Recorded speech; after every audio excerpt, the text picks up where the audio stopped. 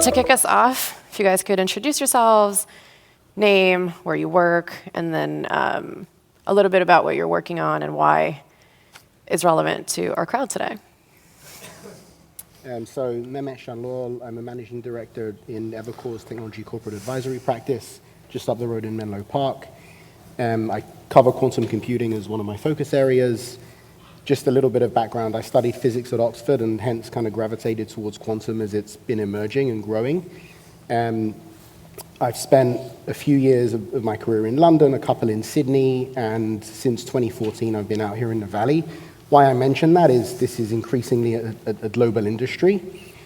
In terms of kind of the advisory services we offer, it ranges from capital raising to mergers and acquisitions advisory, and so I think everything here is highly relevant to the audience over time.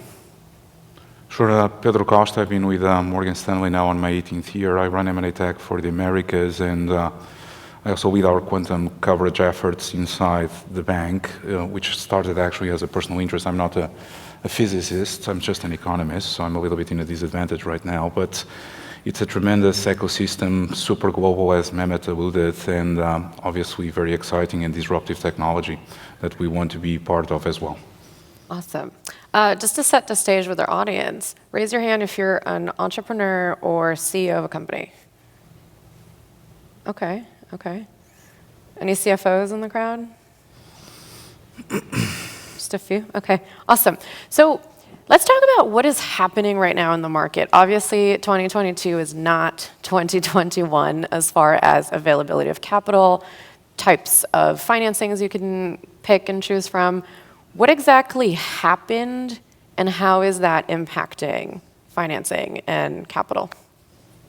Sure, happy to start. And it's interesting because people should decide whether 2021 was a normal year, which I think it wasn't. So there's quite some abnormality playing out in 2021. I think the key difference between 2021 and 2022 is really driven by the interest rate environment and the monetary policy that we have, which is much more restrictive. Interest rates ultimately dictate cost of capital. The cost of capital has come up significantly. That increasing trend of cost of capital has most impact on high growth companies because the cash flows are more driven towards the future, and therefore when you allocate a much higher cost of capital to those future cash flows, the impact on valuation is quite significant. I think people underappreciate what the magnitude of that impact is, but I would say 2 to 3 percentage points on an increased discount rate on a high growth company probably translates into 30 to 50% reductions on headline valuation. So I think what we are seeing in these markets is a much higher cost of capital that translates into higher economic uncertainty when the Fed goes into a restrictive monetary policy. I think we've seen multiple compression that is already commensurate with the current interest rate environment. But I think there's a big question on what happens to the earnings base going forward and our market participants overestimating our earnings base. We do need to see macro factors like inflation being under control, coming down to the Fed targets to have stabilization in the interest rate environment that could lead to a more, I would say, easier way to fund companies going forward. But one should expect that this is structural in nature and you won't see interest rate environments as you saw in 2021 anytime soon. That would be my expectation. Yeah, I think Pedro covered the main points very well. To add to that, just from an M&A perspective, just thinking about some of the takeaways, perhaps of folks in this room, last year when growth was still in vogue for everybody, and it wasn't just tech actually, that also meant that your kind of traditional corporate acquirers were looking in the same way. They were focused on growth at all costs. That's what their investors were demanding of them. This year, we've seen a switch, and I'm sure you've all read about it in the press, towards profitability, as Pedro mentioned, effectively the pull forward of cash flows to today. And that does take some of the focus off of growth. I think one other point around potential M&A as you think about some of the acquirers in the sector is we are seeing an increasingly challenging regulatory environment. And that is something just to be aware of in this sector. I know it's, everyone's still up and coming here, but this is national strategic tech. And I know when these transactions happen, they get CFIUS reviews as well as reviews from the other bodies. And that trend line is only kind of continuing. And so that's an important trend, I think, for everyone in this room to continue to be aware of. There is a positive of that, which is on the funding side, but I think we'll probably get to that next question. You mentioned, shift of focus for investors to profits away from growth. In areas like quantum computing or just deep tech in general, a lot of pre-revenue, we're still in R&D, in the research phases. How does that manifest itself? Is there really a change in investor expectations and focus, or? So, if you wouldn't mind, Pedro, I can. So I was looking at kind of the funding stats for the industry, and I'll kind of head there now. So last year, there was, I think, about 2.6 billion raised. This year, so far, we're about 2 billion. Sounds like a big headline drop, but if you back out IonQ, and congratulations for a phenomenal funding, you find that the drop is really more like, we're down about 6%, which is not much. For context, broader TMT venture activity is down about a third. And I think the reason for that is when you look at the investor base here, there is an importance to the corporate VCs. There's also government grants. I mentioned this national strategic interest. There's an opportunity here to build enduring companies and enduring industries. Everyone in this room is building infrastructure that really changes over decades or perhaps even centuries. And because of that, the funding will, I believe the required funding will continue. I would just also add something on the operating side, again, for folks in this room. I think deep tech in general is very diligent about hiring. We haven't seen kind of some of the overhiring that you sometimes see in maybe some of the more consumer-focused tech markets, where you feel you immediately have product market fit, you can start hiring your sales folks, costs start to ramp, and then you have a problem when the market turns. From looking at the kind of average employee bases across the industry, it's grown as you've managed to find talent, but hasn't accelerated too much, which is good because it means that you should all have at least some runway due to that. Yeah, I think there's going to be higher standards in terms of how people think about capital allocation. I think it's a function of cost of capital being higher. I think the portfolios are in pain. I do think quantum is a special technology because of its disruptive effect and disruptive power, and there's a little bit of a binary element to it, meaning the companies that are going to win big, and certainly along the way, many companies are going to fail. And I think the investor base is going to try to be more selective in trying to figure out who are the winners of the future and what are the milestones that are going to come across from the industry players. I think there's going to be more scrutiny in terms of those milestones, more scrutiny in terms of the timeline to achieve those, and I think there's going to be more scrutiny in the way the companies are run, in the sense of managing market expectations, investor expectations, being detailed on the roadmaps and the timelines to achieve it, and clearly being focused on a disciplined approach to cost, which I think is important in these environments. So I agree with Mehmet. I don't think the funding will stop for companies that have the disruptive power of quantum, but I think the investor base is going to be more selective. They're probably going to be more value sensitive. And I think the magnitude of the funding is really dependent on the ability of the companies to articulate in detail their milestones and what it takes to achieve them. And obviously the credibility of the companies requires achieving them. So I think that propelling of the ecosystem in terms of the companies achieving what they propose themselves to do, it's going to be super important. It's going to give more confidence to the investor base to deploy capital at scale. But I personally feel encouraged about what we observe in the ecosystem, even in a backdrop that is much more challenging today. So one of the really fun things in the markets the last couple of years were SPACs, special purpose acquisition companies, which are basically shell companies that go public and then merge and acquire a company, and then that company becomes publicly traded. And we actually had 3 quantum computing companies go that route the last couple of years. I would really love to hear from you guys, especially from your vantage point.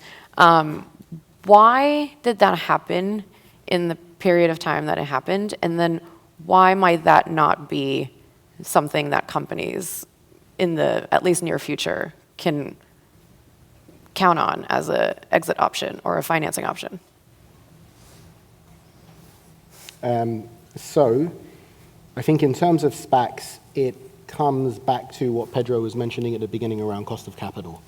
We were at an all-time low, perhaps the greatest time in history, and perhaps the greatest time that will ever be, although hopefully not, in the world, with extremely low cost of capital. And what that means, as Pedro mentioned earlier, is that you can look further and further out in your valuation view, because as your discount factor decreases, effectively you can take your future cash flows, future revenues, pick your metric, quite frankly, last year, and discount those back and still get to something which you can justify today.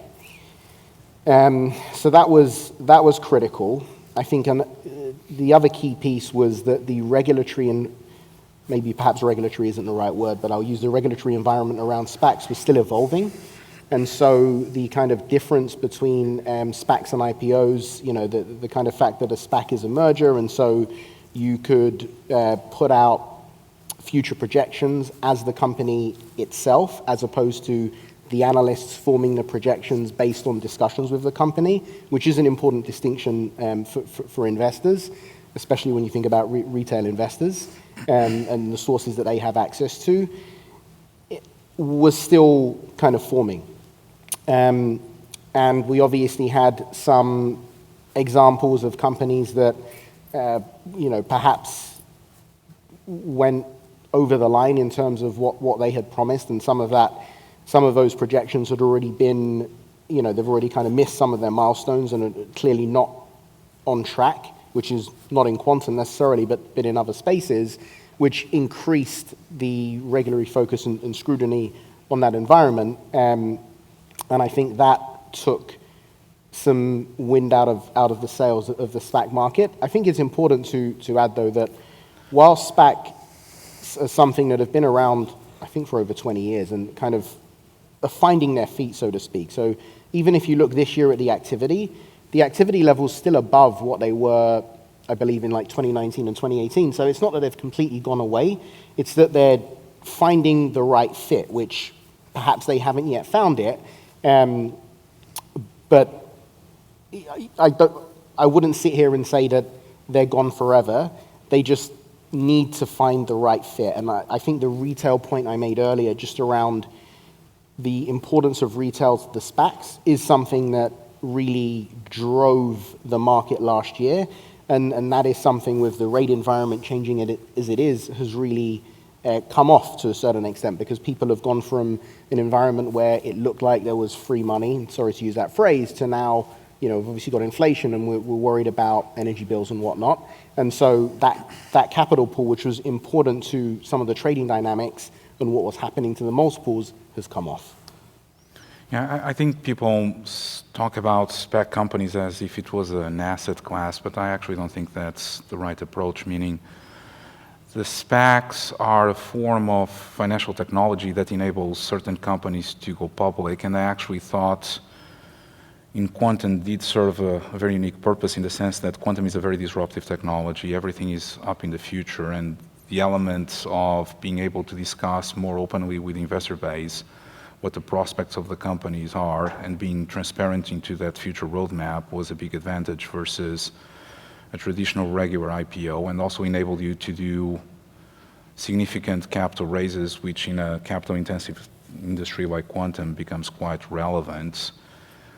But with the regulatory changes, I think many of those advantages have gone away. But I think people talk about SPACs as something that wasn't supposed to be. It's very case-specific, meaning if you compare the 2021 IPO cohorts of performance versus SPACs, they're very similar. If you think about how many tech IPOs you've seen this year, there's not many, there's 2 or 3. So it's not like it's unique and specific to SPACs. I think the regulatory element is unique and specific to SPACs, and that has created a hurdle in the sense that the differentiation between the SPAC and IPOs is lower, smaller, and therefore, people will need to attempt public markets more traditional way if there's not going to be a differentiation. But I think the important aspect is the fundamentals of the companies, their roadmaps, the milestones, and their ability to deliver on those and be able to manage the investor expectations accordingly in a disruptive and certain technology like quantum.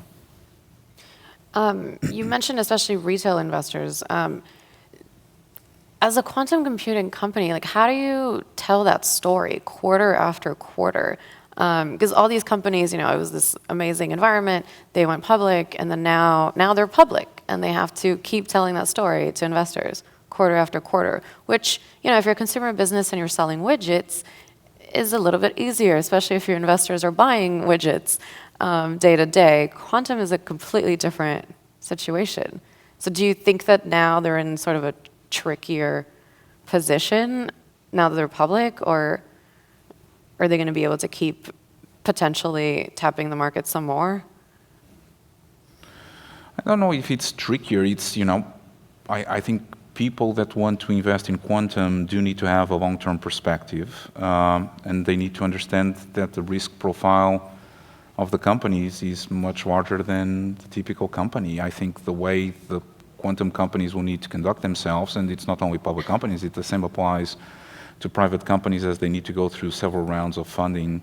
I think it's just a matter of being specific and concrete on what the roadmap of technological evolution looks like, what milestones people are willing and able to achieve by which time frame, and being able to deliver on those proof points. And I think at some point in quantum, I think commercial usability is going to become important, and we are still in earlier stages of that commercial motion. But to the extent there's partnerships, there's elements of government projects, there's elements of partnerships with companies that are keen on understanding quantum and starting to use quantum as a way to enhance resolution of use cases. I think those proof points along the way are going to become increasingly important as the companies mature and unfold into their technological roadmap. But I think it's true, yeah, sure, if you look into a mature company that people can easily pinpoint what are the drivers of the business plan, sure, it's a different environment, but many tech companies that play in disruptive type of approaches to technology will share those same types of challenges. And so it's just a matter of being able to articulate what those roadmaps are and continue to deliver on those. I probably set myself up for that with the retail comment. So I think the comment was really more specifically around some of the SPACs that we had seen last year that were perhaps more on the auto EV side, where there was clear engagement of the company kind of almost directly with retail investors, and call it via Twitter or other platforms. I have not seen that per se for the few, well, it's actually 4 public quantum computing companies that are out there. In terms of what's important to them now, it is kind of rotating their investor base towards more kind of longer term investors, as Pedro mentioned. They obviously have the benefit of having meetings with those investors, as I know kind of the CEOs and CFOs of those companies are doing, to elaborate upon the timeline, the milestones, and kind of why they're going to hit, how they're tracking against those milestones. And I think the most important thing is really the fact that they have the funding to reach the milestones, to reach kind of the end game. That is the critical piece. It shouldn't be your day-to-day stock price movement. It shouldn't be the fact that your stock price today is depressed relative to what it was last year. Look, I've never been a CEO, but I don't believe that's how you should run a company. It's not about the day-to-day performance. Obviously, if you're over a long time frame causing value destruction, that may be another matter. But for everyone in this room, it's about trying to build an enduring company, taking that funding and hitting the milestones that you promised, and hopefully delivering a quantum computing platform. And I also think a lot of the comments Pedro and I are making, especially around the amount of capital needed, they're really focused on the hardware side, which is obviously critical. But I think for the software side of the ecosystem, you can be a lot more capital light and survive and pick your moment, so to speak. We're going to do this again later, but any questions from the audience so far, just to mix it up? No? Oh.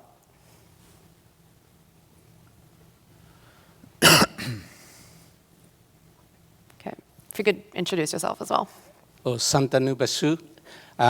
We heard a lot about milestones, and the companies, when they say the milestones to the investors, are they different from the milestones we see in popular literature about where the quantum computing is going to be in 2030 or something like that?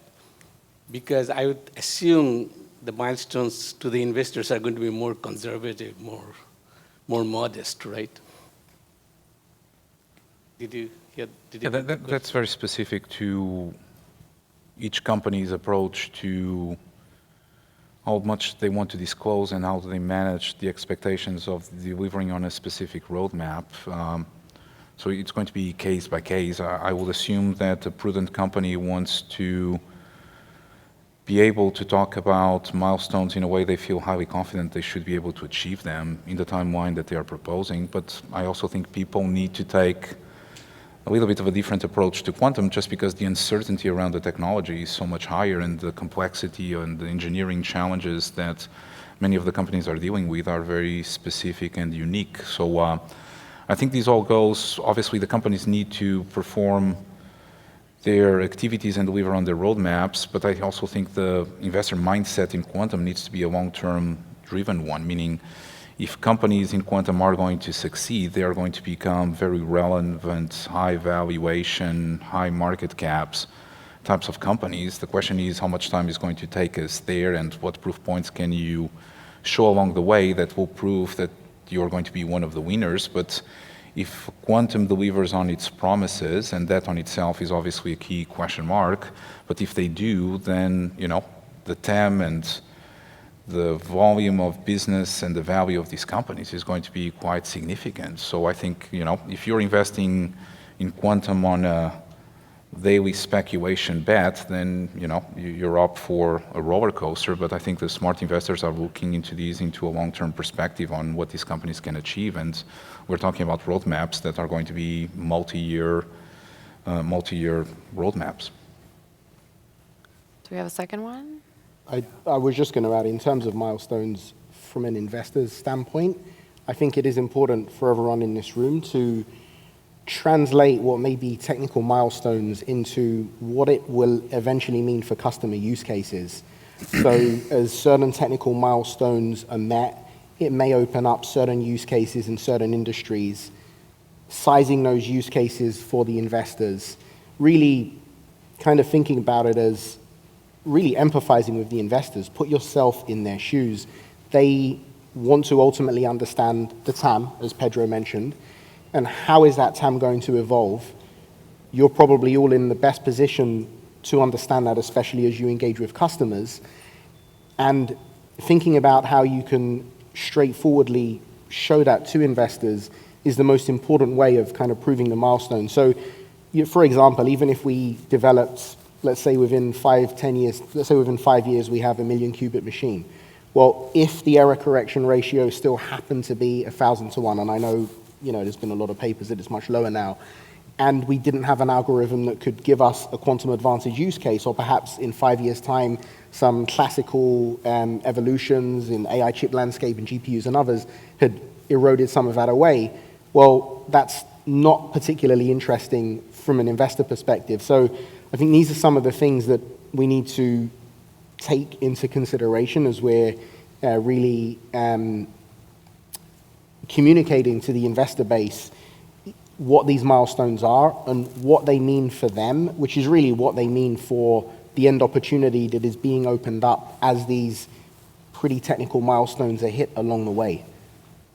But even as people talk about technical milestones, I think there's an element of trying to have a clear standard among the industry on what those technical milestones mean. Because, for example, even when people talk about qubits, many different people talk about qubits differently, and I think that creates confusion and noise into the investor's mind because they don't know how does that translate into actual evolution of the roadmap. And I think people need to one seek to find standardized metrics that people understand and can adopt. And I think they need to also to translate what those standardized metrics mean in terms of the real power of these machines and what is it that they can achieve that classical computing machines cannot. And I think it's normal that being a very deep technical environment, people, get into quite some granularity in what they're doing, but how does that translate into an understanding of the investor base across, for example, different hardware modalities, and what does it mean in terms of use cases for the enterprise? And I think that element of standardization and being concrete on what that means, it's going to be very relevant for you having an educated investor base that can track the industry and feel more comfortable underwriting the risk associated to it. Do you have another question? Yep. My question was related to what you guys are just talking about, which is the difference between sort of venture capital firms that may have tech-savvy people that are really looking at the details of how these roadmaps work and how they're really going to hit their milestones and why it matters, versus, say, a public market where you have lots of different types of investors looking at this, and they may not be quite as savvy, I guess. And as you just mentioned, there's a lot of different platforms. And there isn't one roadmap. There's a lot of other possible ways things can hybridize, and it's kind of unknown where it's going. So there's sort of two different kind of investing groups, and I'm just wondering if you can comment about how are they going to figure out what they should be putting their money into. No, there is, and it's a very valid question, obviously, but it's up to the ecosystem as well to try to educate the audiences in a way that becomes translatable into, commercial usability or an ability to track technological evolution that is expected and will lead to success.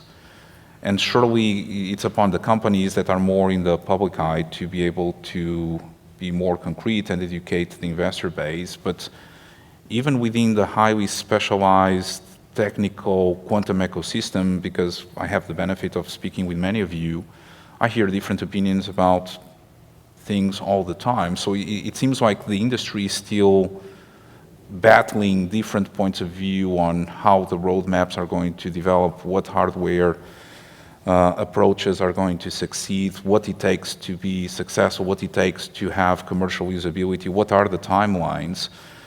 And I think it will benefit the ecosystem to start getting an unified view on standardized metrics and approaches that enables translation of normal understanding by, I will assume anyone that invests in quantum obviously needs to do their homework, but they are able to track and they are able to understand and they are able to translate those metrics in what it means into commercial use case in the future. And I think there's an element of the quantum ecosystem getting together, I think, and trying to come up with a point of view on what are those standardized metrics and how to communicate about those. Because otherwise, if different players talk differently and they attack each other and they make claims that creates doubts across the full ecosystem, I actually think it's going to be more negative than positive for everyone, meaning this is a vibrant ecosystem, a global one in the most disruptive technology of our lifetime. So it's upon you to think about how to collaborate in ways to develop the ecosystem to the next level and enable more people to understand it and be part of it and wanting to invest on it. Because I would say, talking with different, even the highly sophisticated VCs will get this vibe of different points of view of highly sophisticated and technical people that creates doubt, because I don't know, okay, is point of view A versus point of view B, how can I decide which one to take? And, it's going to be helpful if people, try to unify a little bit some of these perspectives of what constitutes success in quantum. Yeah, I think they're all very good points, and ultimately, the ultimate arbiter will be commercial use cases, will be revenue. In its absence, we sometimes directly get customer feedback, and I know this is something that the VCs will have access to that maybe public market investors don't. But you are seeing a lot of the commercial folks, a lot of the customers are hedging their bets, as they should, given that we don't know how this is going to evolve. The standards point is a very good one, Pedro. I think, we've had clocks come up, we have algorithmic qubits. I think, and if you think back to kind of some of the presentations of those where you show at certain numbers of clocks or algorithmic qubits, you're opening up new use cases, these are the sorts of presentations that are very helpful for investors. And I think the next question will be, well, you've shown us that data, and when you hit said number of algorithmic qubits or said number of clocks, do we open up those use cases? Are we seeing real engagement? Hopefully we do, and that'll give real confidence to the investor base that we are on the right track. But it ultimately does come down to that, and quite frankly, this, at the stage that we're currently at, it is an industry that is, the tools for investing in the industry are really kind of sitting best in the VC community and the corporate VC community, let's say. And so how that evolves for the public investor community, we will see. There are, helpfully though, some analysts that have started covering the space, which I think is good because they do help put what we all put out into the industry into a common language that public investors are used to seeing. And so I think when we get to the point in time where there's a flurry of public market quantum companies kind of out there versus the four we currently have, there will actually already be helpful materials, and the folks that are out there pioneering will have done, hopefully, the community a lot of justice.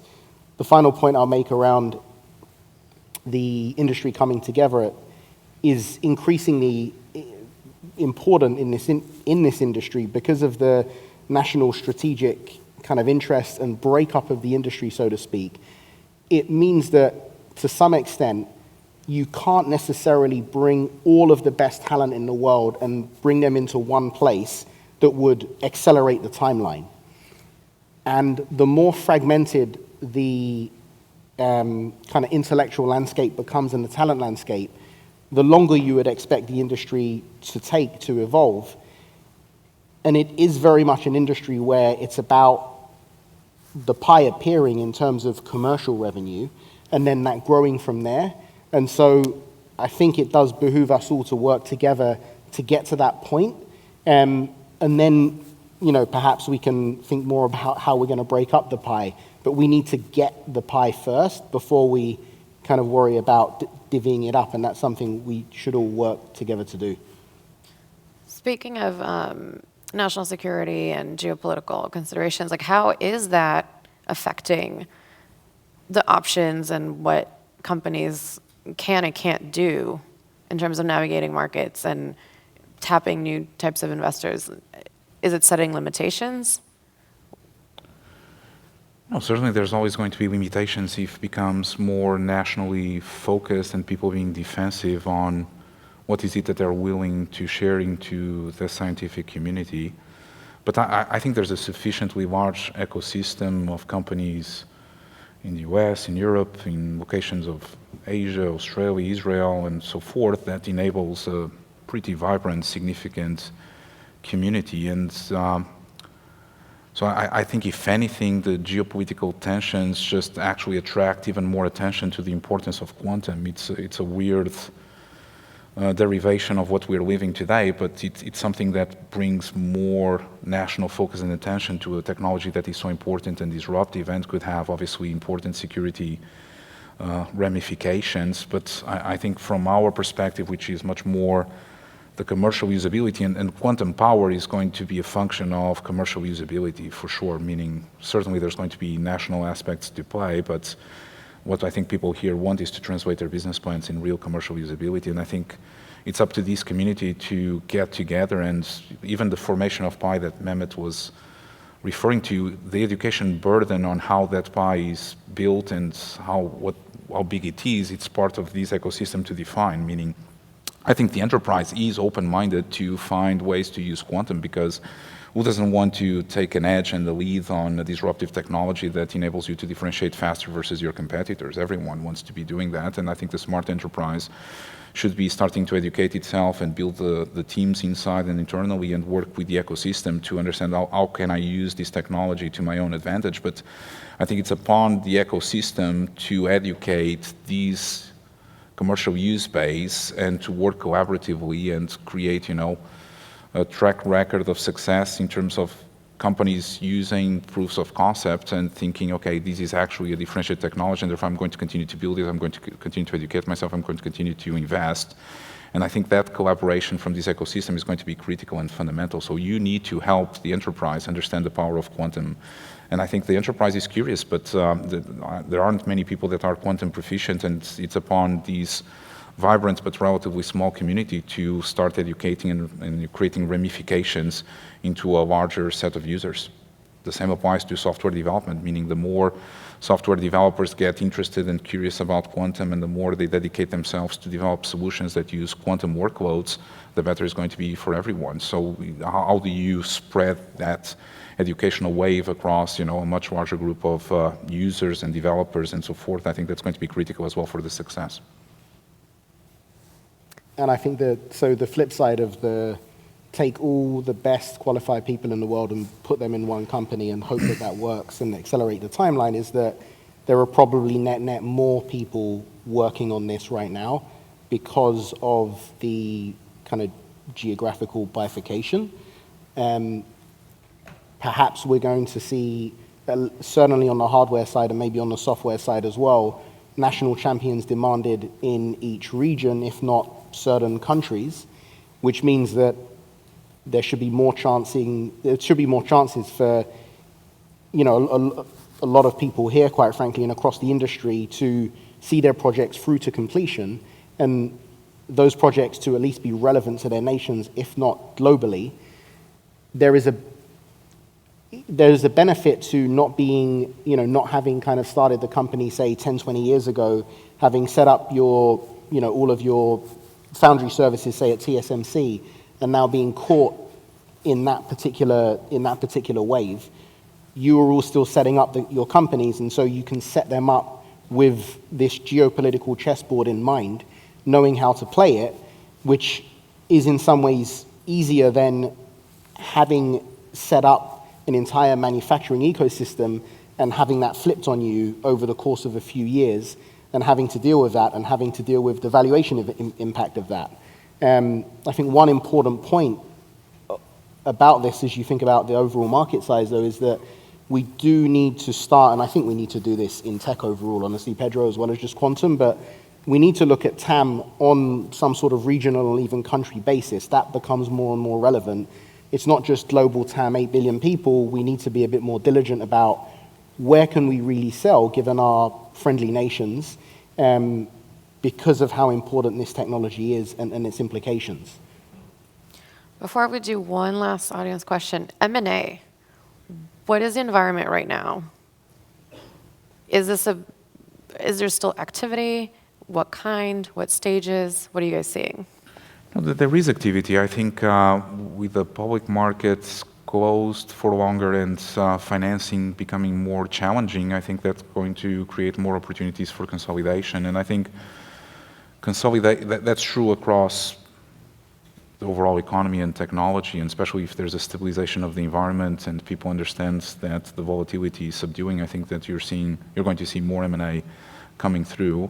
But I think even in quantum, that's going to play out, I think, earlier than people expect. And part of it is because it's a talent-driven game, and the talent is so scarce that obviously consolidation enables you an acceleration of, driving the talent that you need inside your companies and driving you faster into the important milestones that will make you a winner. So I think the environment is going to be conducive to that, and I think companies that are going to lack certain options because of financing constraints are also going to become more open to consolidation discussions. So I think there's going to be an element of few companies that should lead that consolidation as a way to drive the talent that they need to seek that differentiation faster, and therefore, becoming a a clear winner in the marketplace. Quick thoughts? Agree. There'll definitely be continued consolidation.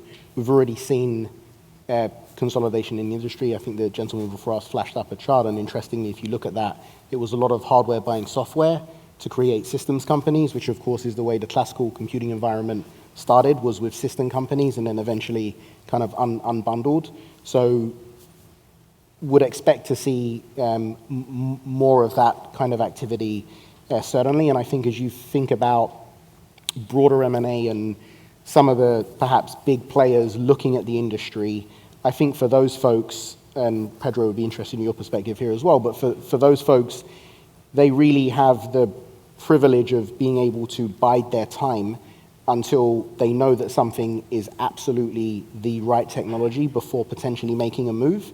And I think they need to do that with the regulatory environment that we're currently in mind. Having said that, partnerships are critical and would be critical to any potential M&A thinking about that kind of avenue as well. This isn't the case of put up a for sale sign. It should never be the case. The best companies are bought and not sold. And I think it's important to remember that, and just everyone should be running their companies to be the best standalone companies they can be and aim to be building enduring companies as the kind of number 1, 2, and 3. As part of that, partnerships are important. And should something happen along the way that makes sense, that's great. We're actually out of time, so unfortunately we're going to have to cut it here. But thank you guys so much. This was great. Thank you.